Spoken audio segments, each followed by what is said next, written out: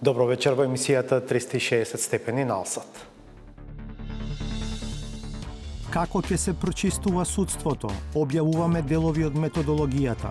На проверка одат мноштво судски предмети, тековни и веќе пресудени. Една година по номинацијата за воен представник во НАТО, полковник Зоран Секуловски не е заминат за Брисел. Постои очигледно неки проблем sa Makedonijom jer vojni predstavnik u NATO još uvijek nije dobio taj clearance. Има 17 години.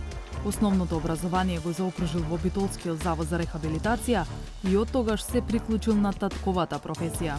И јас сум млад, сакам да се дружам со моите другари, да учам школа, да имам мој џепараз, да си имам моја девојка, али меѓутоа, значи немам и затоа морам со татко ми, со мајка ми да работам по канти, по континери. Млади на маргините на општеството. Но уредот не е единствената пречка до образование. И квалитетот на интернетот е всушност ADSL линија која не покрива баш за да може да се реализира со 4 паралелки одеднаш или да работат повеќе наставници во истовремено. Се слушаме? Ова беше најава за темите за вечерва, детално по рекламите. Ве поканувам да не гледате.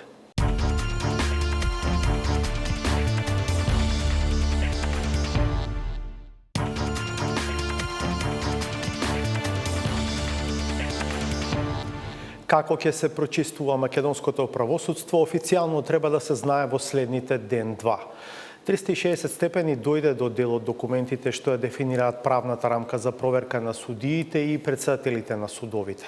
Според така наречениот интерен план за следење и оценување на работата на судовите, документ на Судскиот совет, прилично широко е дефиниран опфатот на предметите што ќе се проверуваат, и тоа тековни, но и веќе архивирани. Повеќе од Александар Димитриевски. Советот за реформи во правосудството денеска ја потврди така наречената методологија за филтрација на правосудството. Според Министерството за правда, станува збор за патоказ за тоа на кој начин следната година ќе се направи проверка на работата на судството. Технички не станува збор за еден, туку за неколку документи. Два од нив произлегуваат директно од Законот за судски совет од 2019 година и се однесуваат на квалитативно оценување на работата на судиите и на председателите на судовите.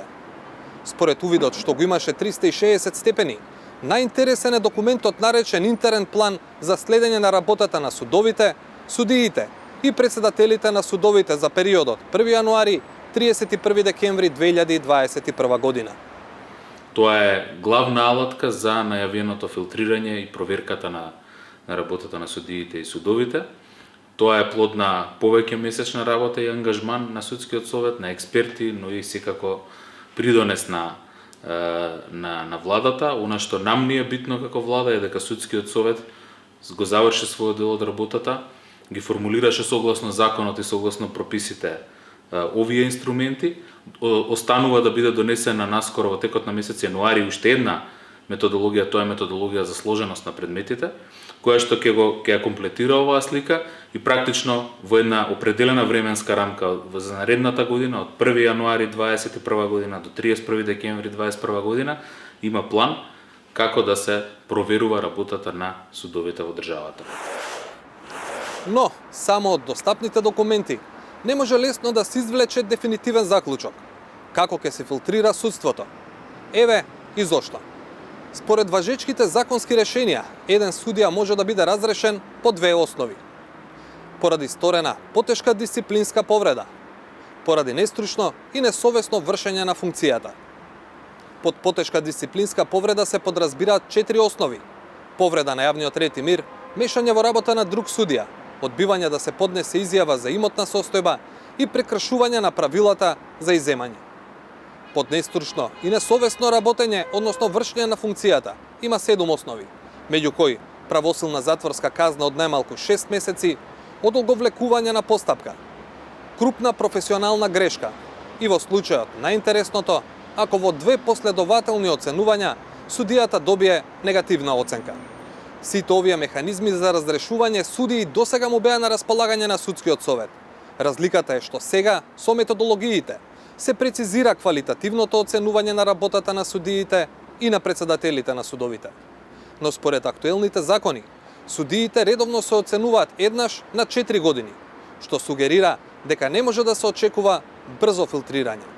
Но тука стапува на сцена новиот документ на Судскиот совет наречен интерен план за следење на работата на судовите, судиите и председателите на судовите за периодот 1 јануари 31 декември 2021 година. Планот предвидува повеќе приоритети и активности за период од една година. Меѓу активностите е и формирање тричлени комисии за следење на работата на судиите и председателите на судовите. Овие тричлени комисии нема да бидат составени од суди од повисоките судови, како што е случај при редовното оценување, туку од членови на Судскиот совет. Овие тројки, меѓу другото, ќе остваруваат работни посети, ќе вршат увид во предмети, ќе изготвуваат извештаи, но и ќе поднесуваат барања за утврдување одговорност за судија или за председател на суд. Во функција на целите, пишува во интерниот план на Судскиот совет, ќе се изврши проверка на судски предмети. Во опсегот на предмети кои се квалификуваат за проверка се споменуваат предмети за кои се поднесени представки од граѓани, предмети кои застареле или се пред застарување, предмети за кои постојат сомнежи дека не е постапувано согласно со законите, предмети кои предизвикале интерес кај јавноста, сите предмети по кои постапувало оделението за организиран криминал во Скопскиот кривичен суд, предмети со посебни истражни мерки, предмети за кои е пропишана доживотна казна затвор и други. Проверката на предметите ќе се изврши без оглед на стадиумот во кој се наоѓаат, тековни и архивирани предмети. Дали ова значи дека и илјадници судски предмети наскоро ќе се најдат под мониторинг и по кој критериум ќе се бира кој предмет, а со тоа и кој судија ќе биде под лупа, во моментов е нејасно. Неофицијално тоа ќе го објасни председателот на Судскиот совет Киро Здравев на пресконференција во следните денови. Остануваме на тема прочистување, овој пат преку безбедносните критериуми на НАТО. Мноштво наши политички функционери, воени и полициски старешини, припадници на тајните служби, треба да добијат безбедносен сертификат од НАТО за да имаат пристап до чувствителни информации од интерес за Алијансата. А за да се случи тоа, треба да поминат низ ригорозна проверка, прво дома, а потоа и во соодветната служба на НАТО. Нема официјална потврда дека токму тоа е причината што полковник Зоран Секуловски, иако беше промовиран во нов воен представник на земјава во НАТО уште минатиот декември, во меѓувреме не е заминат за Брисел. Владимир Мирчевски за процесот за кој неодамна отворено проговори председателот на државата. Годишното обраќање на шефот на државата во собранието ја наметна дилемата за тоа кој ќе остане без пристап до доверливите информации и документи на НАТО. Тоа е многу комплексен и ригорозен процес кој е во тек и кој во случаите на претходните приеми на држави во НАТО во просек дистанцирал од доверливите информации од 10 до 15% од високите воени, полициски и политички лица. Овој прашалник на 8 страници што го пополнуваат кандидатите за безбедносен сертификат од НАТО е само почеток на нивната детална проверка, прво на национално, а потоа и на ниво на Алијансата. Постоji очигледно neki problem sa Makedonijom jer vojni predstavnik u NATO još uvijek nije dobio taj clearance.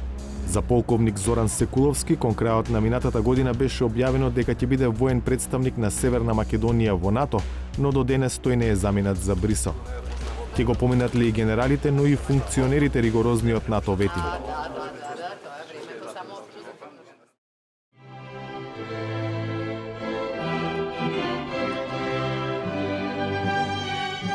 Во март, поречиси 30 години од почетокот на процесот на пристапување, земјава влезе во НАТО. Полноправното членство во најмоќниот воено-политички сојуз носи привилегии, но и обврски. Во однос на привилегиите, покрај колективната заштита, например тука е и пристапот до безбедносни информации кои ги имаат и Вашингтон, и Берлин, и Лондон, и Париз, и Рим, и Брисел. Во делот на обврските, кои се во државата треба, може и ќе има пристап до тие класифицирани информации. Во оваа прилика сакам да укажам на еден аспект кој досега не е дебатиран во јавноста, една обврска која е исклучително значајна и која представува де факто наш прв ветинг на највисоките политички, безбедносни, одбранбени и разузнавачки ешелони на власта. Во еден дел од новата зграда на седиштето на Алијансата во Брисел се наоѓа Канцеларијата за безбедност на НАТО, или скратено НОС, оддел за чија работа не се зборува многу јавно. Но за неговото значење говори фактот дека функционерот што го раководи од позиција на директор истовремено е и заменик помошник генерален секретар на НАТО задолжен за безбедност. Главна задача на НОС е безбедноста на Алијансата од сите аспекти, вклучувајќи и контраразузнавање. НОС е куче трагач кој бара можни закани за Сојузот, пременира протекување информации и спречува безбедносни упади во сложениот НАТО систем на управување и носење одлуки. Во моментов со него раководи Доналд Гоневил, американец со децениско искуство во Алијансата, во Стейт департментот, во Маринскиот корпус. Води тим од 190 луѓе под чија надлежност е и Северна Македонија, најновата членка на НАТО. Оваа канцеларија според информациите на 360 степени извесен период веќе работи на безбедносни проверки на сите лица во земјава кои би имале пристап до доверливите податоци на Алијансата. Таа всушност го врши ветингот за кој во годишното обраќање во собранието зборуваше председателот и врховен командант на армијата Стево Пендаровски. До сега, за сите функционери кои имаа контакт со класифицирани информации, беше потребен така наречен национален сертификат за пристап до нив. Но од март оваа година е неопходен НАТО сертификат за пристап до класифицирани информации, што значи дека освен нас и сите земји членки на Алијансата мораат да потврдат дека конкретниот функционер е чист по две основи. Прво, контакти со држави, ентитети и поединци кои го третираат НАТО како свој опонент. Второ, инволвираност во случаи на висока корупција, каде што постои можност да бидат злоупотребени од малигни држави, поединци и ентитети. Шефот на државата се повика на искуството од други земји. Тој е многу комплексен и ригорозен процес кој е во тек и кој во случаите на претходните приеми на држави во НАТО во просек дистанцирал од доверливите информации од 10 до 15% од високите воени, полициски и политички лица. Првата фаза од тој процес кај нас веќе привршува. Јас се надевам дека на неговиот крај ние ќе излеземе со многу помал процент на одбиени функционери. Овој дел од настапот на Пендаровски не привлече многу внимание во јавноста, можеби затоа што ова прашање, иако чувствително, се уште не е медиумски експлоатирано. Потрагата на процентот на неприфатливи за НАТО за кој зборуваше шефот на државата, 360 степени се обиде да провери какви се искуствата на земјите кои пред Македонија станаа членки на Алијансата. Например, Црна Гора, која од 2017 е 29-та членка. Mi, koliko ja znam, nismo imali ni jedan takav slučaj. Dakle, sve ono što smo poslali, to je i ostalo gore, te provjere su prošle. Mi nismo, dakle, dozvolili da dođemo jednostavno u situaciju da šaljemo nekoga ko bi bio vraćen radi tih provjera. Znali smo u startu jednostavno, ovdje smo znali, naša Agencija za nacionalnu bezbjednost koja se bavi tim stvarima nije dozvolila jednostavno da pošaljemo bilo koga ko ne bi prošao taj vetting samog NATO-a i zato nismo dolazili jednostavno u te situacije. Сепак, членовите на мисиите на државата членка во Брисел се само мал дел од мноштвото армиски, полициски, безбедносни и политички функционери кои треба да го поминат НАТО ветингот. Povjerenje je u tom slučaju ključ. Dakle, vi morate napraviti takav odnos sa NATO-om da NATO se uvjeri da institucije sistema u Makedoniji, prije svega Agencija za razuznavanje i novoformirana Agencija za nacionalnu bezbjednost, kvalitetno, profesionalno obavljaju svoj posao, da im NATO može vjerovati, da kada oni pošalju svoje podatke jednostavno u NATO, da znaju da je to i da nemate kasnije problema. U ovom momentu negdje postoji očigledno neki problem sa Makedonijom, jer vojni predstavnik u NATO još uvijek nije dobio taj clearance i evo čeka se, koliko ja znam i imam informaciju, skoro godinu dana na to, tako da negdje treba vidjeti šta tu škripi i o čemu se tu radi da bi se jednostavno te stvari ubrzale i da se te stvari više ne ponavljaju. Во декември минатата година шефот на државата и министерката за одбрана објавија дека се усогласиле полковник Зоран Секуловски да биде воен представник во НАТО. Цела година по неговата промоција Секуловски се уште е во Скопје. Поради доверливоста на процесот, нема официјална потврда дека причината за тоа е недобивање безбедносен сертификат од НАТО. И ако е така, кои се причините за тоа? Ова е табло со сите армиски генерали во моментов. Од нив, Горанчо Котевски наскоро ќе замине во пензија. Дали и кој од другите нема да ги помине проверките на НАТО, јавноста можеби никогаш нема да дозне официјално, освен посредно преку евентуално нивно распоредување на позиции на кои не би имале допир со чувствителни информации. Можеби и затоа, антиципирајќи список на неподобни за Брисел, председателот Пендаровски неодамна промовираше двајца нови генерали – Симеон Трајковски и Бесник Емини. Уште поинтригантно е дали сите што треба од ова табло ќе добијат НАТО сертификат и што со оние што ќе останат без него.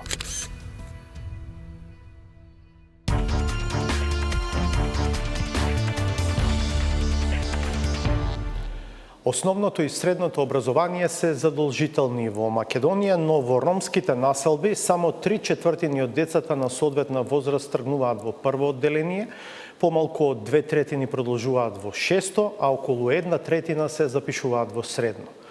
Поразителни се и податоците од пазарот на трудот. Позитивните примери, како Тефик Махмуд, кој стигнал до стипендија од Универзитетот Оксфорд, ги храбрат сонародниците да не се откажуваат и покрај сите пречки. Славица Филиповска.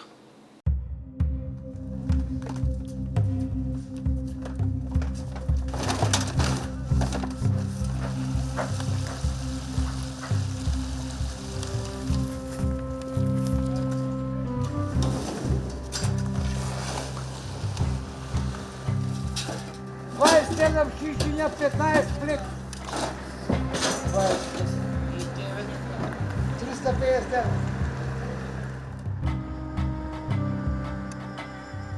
Овој пат, кој секојдневие за младиот Сезгјун, го води до заработувачка колку да преживее. Има 17 години. Основното образование го заокружил во Битолскиот завод за рехабилитација и од тогаш се приклучил на татковата професија. Меѓутоа, да продолжил средно образование, немал финансии, нормално веќе самите гледате како живеат од пластикови флаши, по континери, по ѓубре што цел ден оди, секој утро и навечер, одат по континери, по канти. И јас вика сум млад, сакам да се дружам со моите другари, да учам школа, да имам мој џепараз, да си имам моја девојка, али меѓутоа, значи немам и затоа морам со татко ми, со мајка ми да работам по канти, по континери, по ѓубришта. И татко му би сакал Сезгјун да заврши по високо образование, но приоритет на семејството, особено за време на полицискиот час поради коронавирусот, било да има барем еден оброк на ден. Стварно се нема. Мора да признавам грешка, дека дури и на тоа време искачаме ние. Значи се пазиме многу. Значи мора да искачаме. Мора. Оти нема јадење, нема пиење. А иде месец, доаѓа месец, мора да се плати кирија, нема од каде. Во соседството, врсничка на Сезгјун наместо во училишна клупа, денот го поминува помагајќи на својата мајка. Таа е посрамежлива пред камера. Зошто не оди во школа? Па немам од куде да го школуjem. Немам. Во Кумановската населба Средорек повеќето млади денот го поминуваат во безделничење. Сите што ги прашавме, иако се на возраст за средно училиште, кажаа дека не се запишале. Во невладината Рома Верзитас одамна забележале дека многу деца не се запишуваат во средно, па директно помагаат да ги вратат во образовниот процес. Прво, почнале со стипендии за високо образование, а подоцна 100 средношколци завршиле средно образование со нивна парична помош, туторство и совети за кариерен развој. Рома Верзитас се грижи средношколците да ја добијат соодветната пракса. Сепак, го следевме уписот на средношколците роми во средното образование и видовме дека афирмативната рамка за упис на средношколци роми во актуелните училишта не секогаш и сега да се почитува. Ми имавме дури ситуации каде што средношколци не можеа да се запишат во посакуваната струка и да се потенцира афирмативниот пристап на еднакви шанси и поради тоа се демотивирани. Со помош на Рома Верзитас, младиот Надир годинава ги привршува студиите по дипломатија. И тој сведочи дека патот не бил лесен.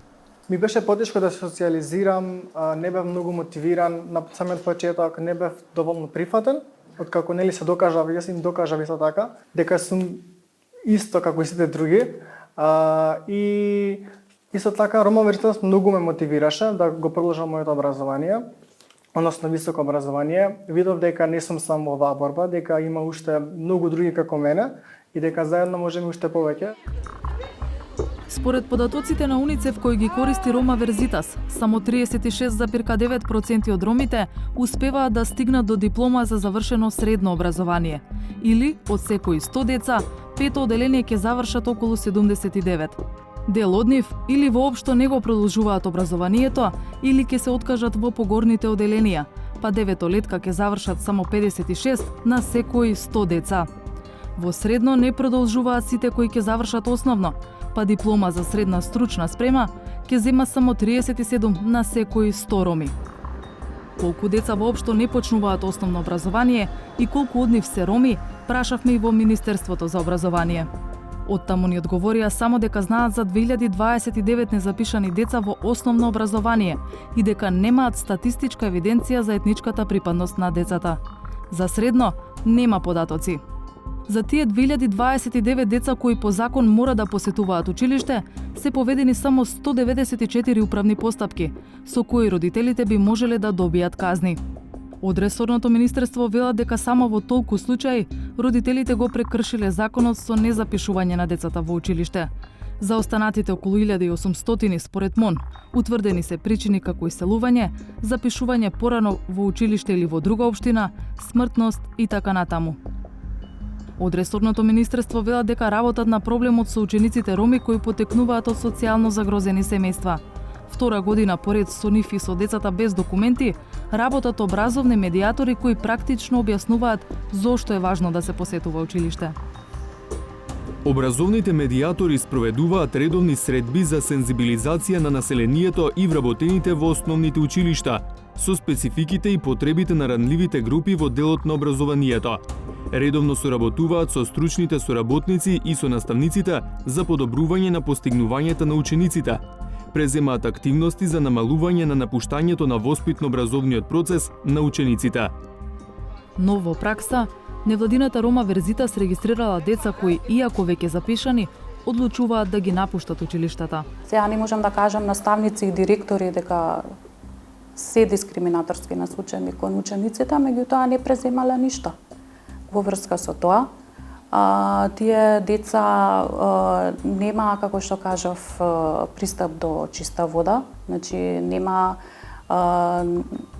услов секој ден да се тушираат или да се бањат. Тоа им сметало на одреден дел од учениците. Знаете како се децата. Тоа влијае многу на самодовербата на тој што е дискриминиран. И со тек на време детето не сака да оди во училиште. Од Министерството велат дека работат со наставниците за да го олеснат образовниот процес за етничките заедници, особено кај ромите кои имаат проблем да ја совладаат наставата поради бариери во јазикот. Пред се, да организира дополнителна настава за тие ученици.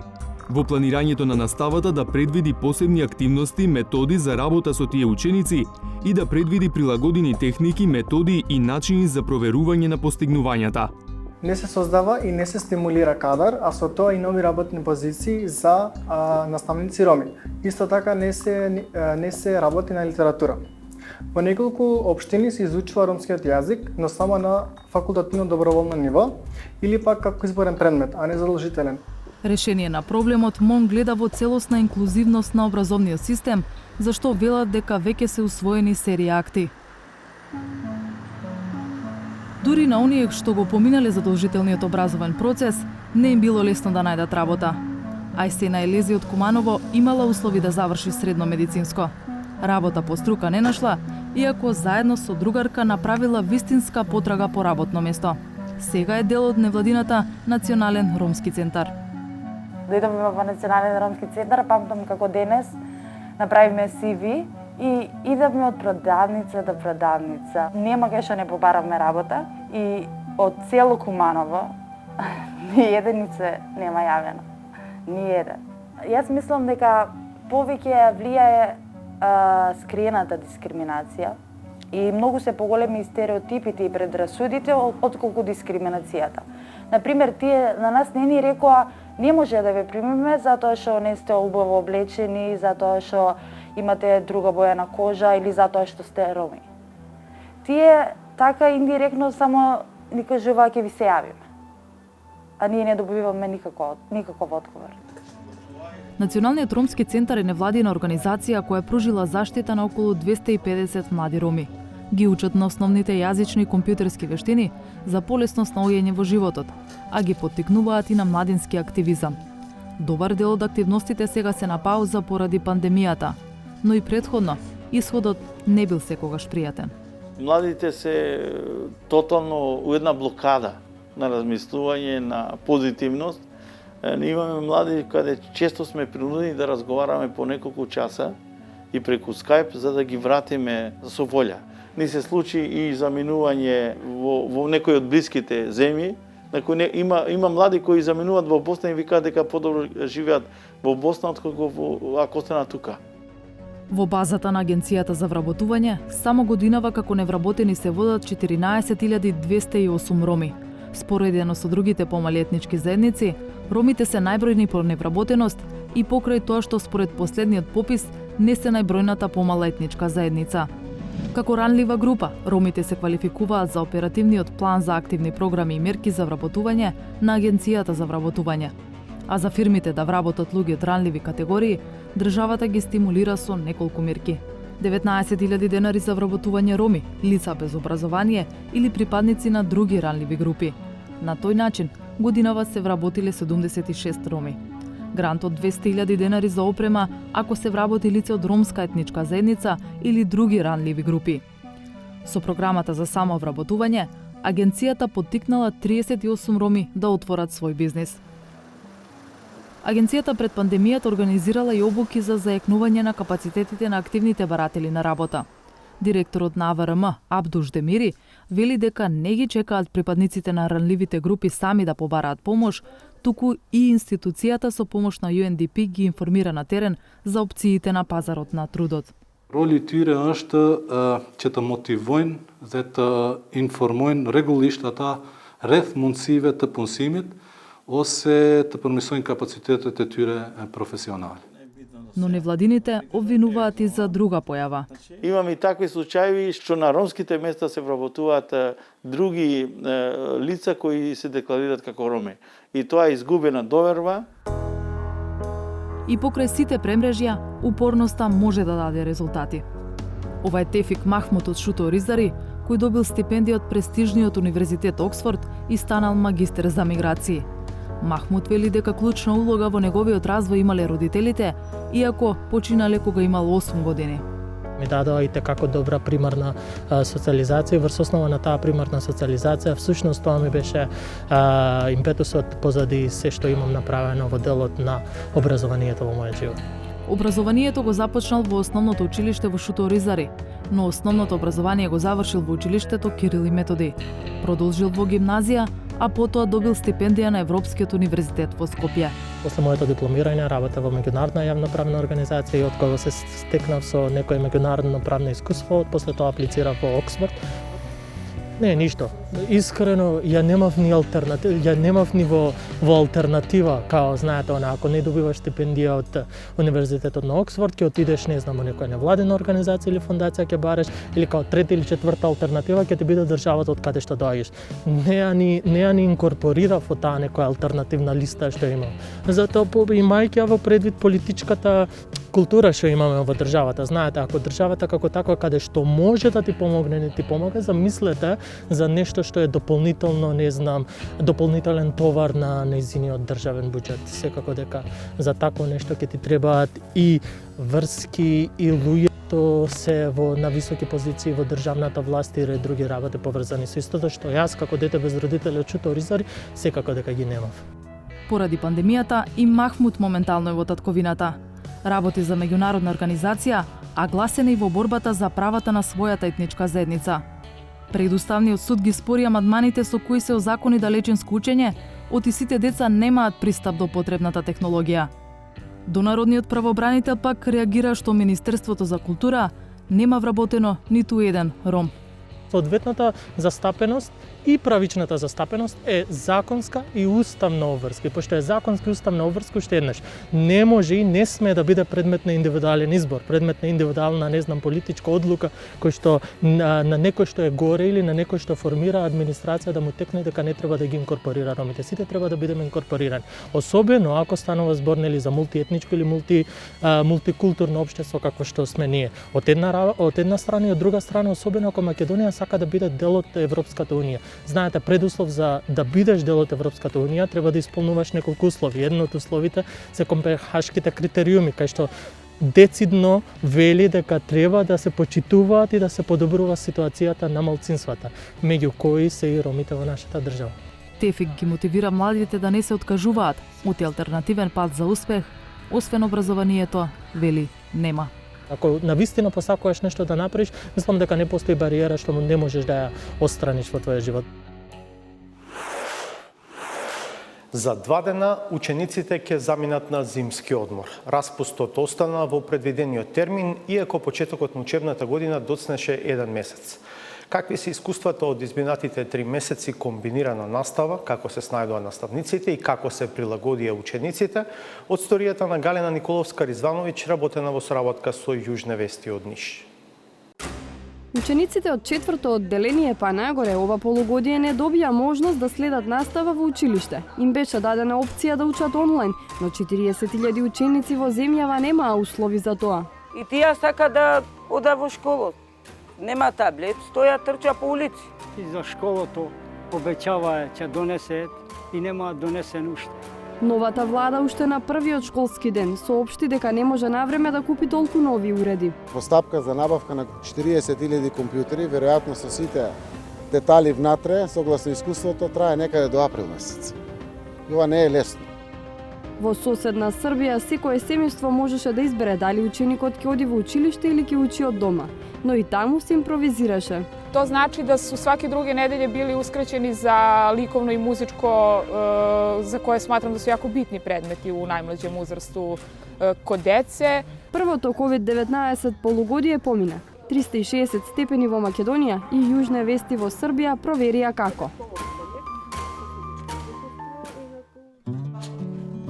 Во новогодишен амбиент, но пред празни клупи и столчиња, наставничката Сонја Апостоловска-Трајковска ги одржува последните онлайн часови за оваа година. 4-то оделенците од подрачното училиште Наум Охридски во Скопското село Црешево се подготвуваат за полугодишните оценки. Оценувањето ќе биде онлайн, но доколку некој од учениците изрази желба, може и во училница со физичко присуство. Оценувањето е секојдневно, значи формативно оценување преку устни одговори, преку домашни задачи, она што најмногу јас го вреднувам, значи постојано, активно, трудолюбиво работење на домашната задача, која што секако представува и проверка на знаењата од секојдневната заедничка работа. Предпразнично наставната програма е прилагодена тематски, но часот секогаш не одимазно. Добро, сега ќе ви прочитам еден краток текст. Може? Ќе ме слушате? И кај мене е текстот. Го немате во учебник. Недовршена приказна за една зимска ноќ. Се слушаме? Да, наставничке. Градските улици беа покриени со снежна покривка. Студената зима паѓаше на незините прозорци. Може почитате го читате ми извели интернетот, ништо не ме слуша. Ништо не ме слушна? Добро. Проблемите со интернетот се едни од најчестите пречки во наставата со кои се соочуваат овие ученици. Задачите ги праќам на националната платформа, меѓутоа често пати учениците велат дека не се во можност да ги прикажат, заради тоа што им е можеби спор интернетот и самите тие наоѓаат начин да ми ги пратат домашните преку Messenger, Viber. Од 18 ученици во одделението, тројца немаат ниту таблет, ниту лаптоп, па наставата ја следат преку мобилен телефон. Имаат потешкоти, значи не може да бидат вклучени во сите активности што ги нудат платформите и сето она што го нуди интернетот, но тие дечиња имаат устна комуникација со мене и работат на своите тетрадки дома. Го користат оној дел на чет во Teams-от, па споделуваат, пишуваат тука, споделуваат слики, значи сепак и тие на некој начин се се вклучени. Училиштето во Црешево е подрачно и има 100 ученици.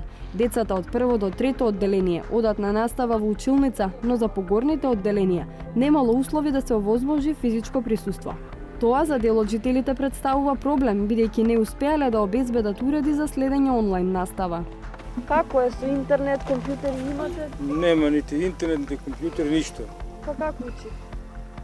Па иде таму кај еден зет имам, кај него оди.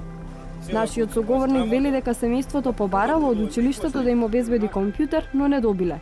Дел од жителите пак велат дека се снашле и самите обезбедиле уреди. Само во школа деците ова не го биаше.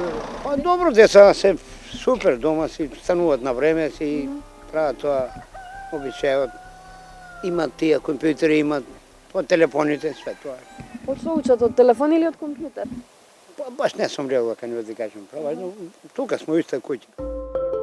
Централното училиште на Охридски се наоѓа во селото Булачани. Со двете подрачни во Црешево и во Раштак има вкупно 350 деца. 1/3 од нив наставата ја следат со физичко присуство.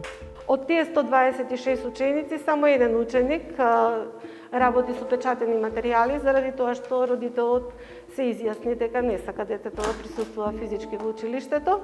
Сите други ученици редовно ја следат наставата. Имаме многу мал број ученици кои што биле изолирани или биле позитивни на COVID-19. Во последно време тоа отсуството се движи со некои бројки помеѓу 1 до 5 ученици, што значи дека е многу мало во однос на вкупната бројка. За следење онлайн настава, директорката Димишковска вели дека помогнала општината Газибаба. Локалната власт поделила 37 таблети за семејствата од социјално ранливите категории со ниски примања и повеќедетните семејства. Но уредот не е единствената пречка до образование.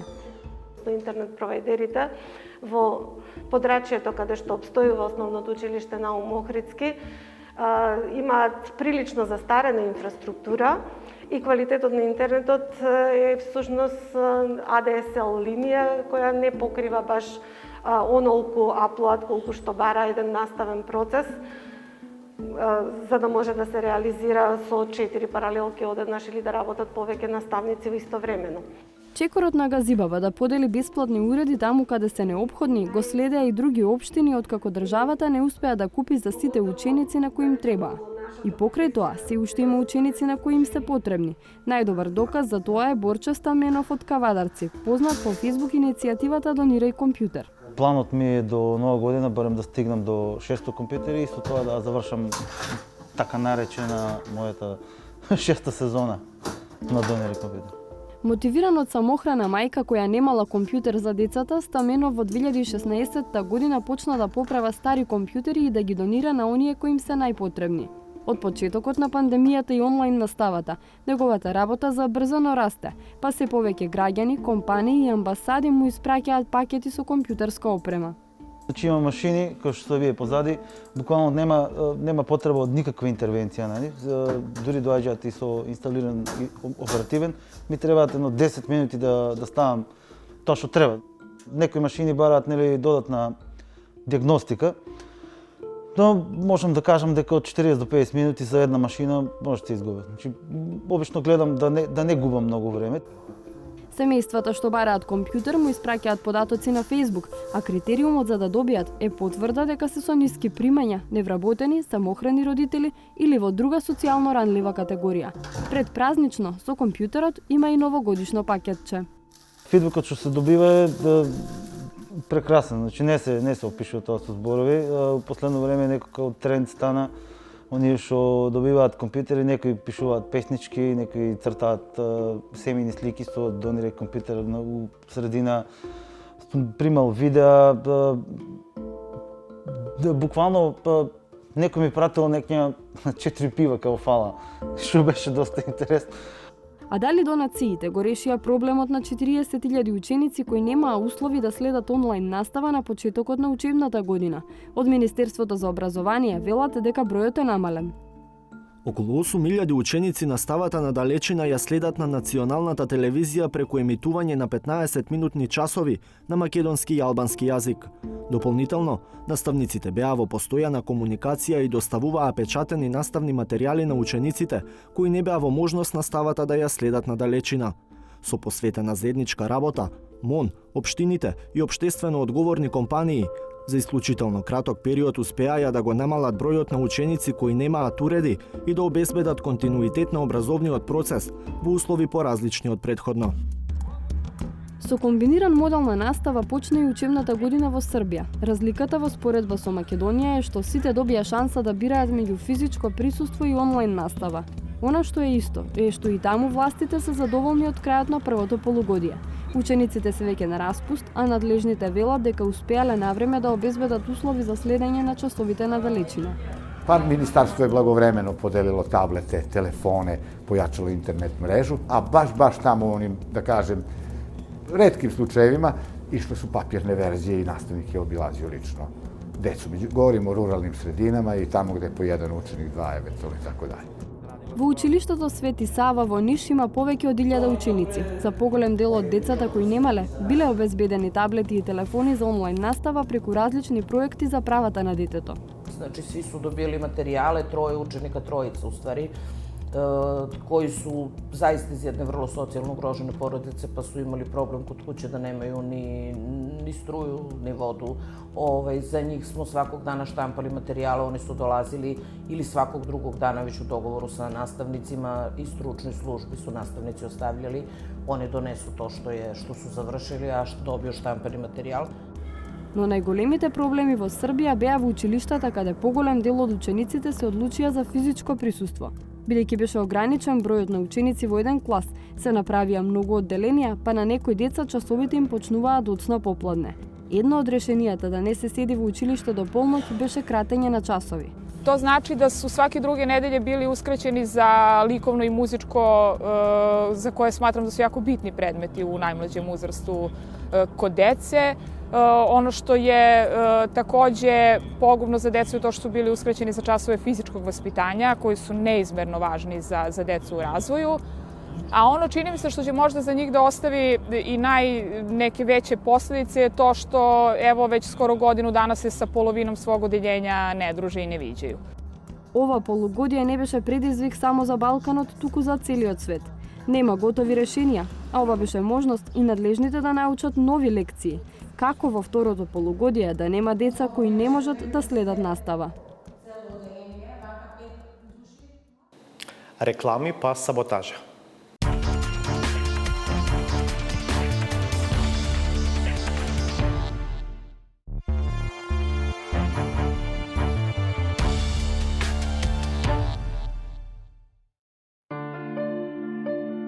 Добро вечер, благодарам на поканата, сегогаш ми е чест да бидам овде. Благодарам на можност да бидам дел од вашата ценета емисија. Еве вака, моето семејство е моја гордост и јас моето семејство малку го ширам пошироко тоа што е законот за семејство и моите братучеди први се мое семејство. Во рамките на едно семејство можно е да имаме ние несогласување. Може да не се согласуваме со начинот на кој што родителите, децата, таткото, мајката, синот, керката се однесуваат. Седнуваме, разговараме, носиме заеднички заклучок и сите го почитуваме после тоа. Тргнавме да станеме браќа. И се движевме кон атмосфера да станеме браќа. Така е редот. Во едно семејство, нели, треба да се почитуваат правилата на тоа семејство. Но наеднаш решија татковци да не станат. Тоа не е нормално. Тоа не е здраво. Прво, нема потреба да се прави драма од било што. Еве, јас ви кажувам, ви убедувам, дека јас лично сум сведок. Мене ми е кажано. Ама не можете да не напишете за цар Самуил дека имало и 14.000 војска на кое што сите биле ослепени, а на секој 100 оставено со по едно око. За жал, еве, им посакувам многу здравје и побрзо закрепнување. А вие сте пробали джоинт? Не ве молам, таков предлог никогаш немало на маса. Како политичар не одговара. Сте пробали или не сте? Ако сакате да слушнете вистината, еве ќе ви ја кажам. Предлогот кој што беше на маса е следен. Ајде овоме вонка да видиме момичките.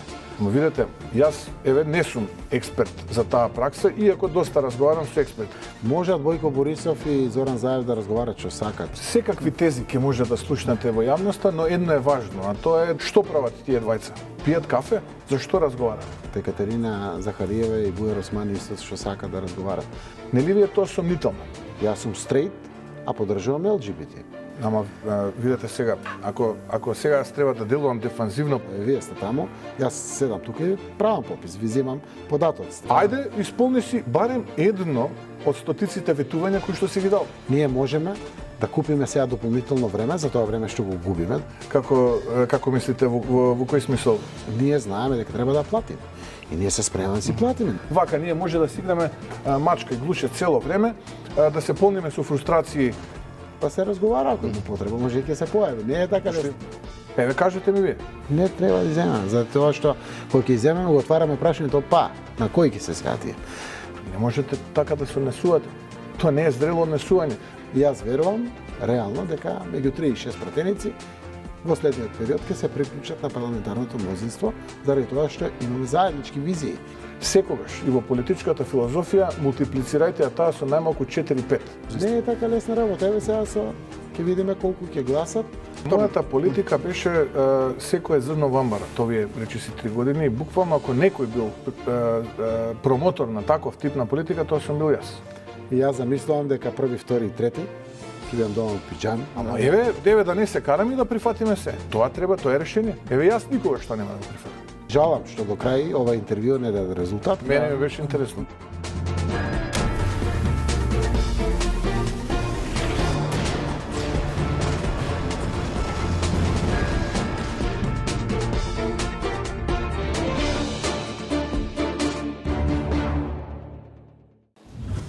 Ова е последно наше издание во оваа година, следното е на 18 јануари.